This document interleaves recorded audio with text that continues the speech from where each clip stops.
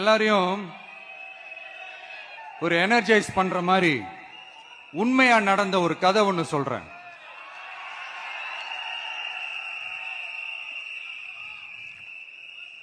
சொந்த நாட்டையே ஒரு கூட்டம் அபகரிக்குது.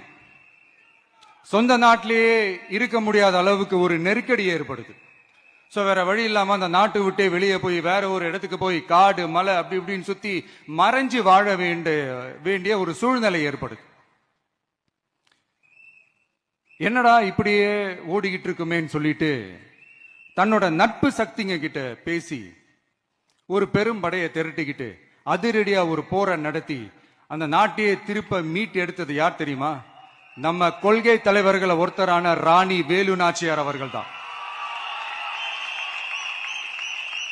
அவங்களுக்கு அந்த நட்பு சக்தியா கூட இருந்து உழைச்சது சின்ன மருது, பெரிய மருது, சையது, கார்கின்னு சொல்லிட்டு அந்த 3 பேரும் தான். ஆங்கிலேயர் படை, ஆற்காட்டு படை மாதிரி அந்த 2 பெரும் படையை அடிச்சு துவம்சம் பண்ணிட்டு அந்த நாட்டையை திருப்பி மீட்டு எடுத்தது வேலு நாச்சியார். அன்னைக்கு இருந்த ஆங்கிலேயர் படை, ஆற்காட்டு படை மாதிரி இன்னைக்கு என்னென்ன படை இருக்குதுன்னு உங்க எல்லாருக்குமே நல்லா தெரியும். அதனால அந்த 2 படை மட்டும் இல்ல, இன்னும் எத்தனை படை வந்தாலும் எதிர்த்து நின்று ஃபேஸ் பண்றதுக்கு ஒரு நல்ல தலைமையும் இத்தனை சக்திகள் என் கூட இருக்கும் போது, இத்தனை சின்ன மருது, இத்தனை பெரிய மருது, இத்தனை சையது, கார்கிகள் என் கூட இருக்கும் போது நம்ம நாட்டை நம்மளால மீட்டெடுக்க முடியாதா?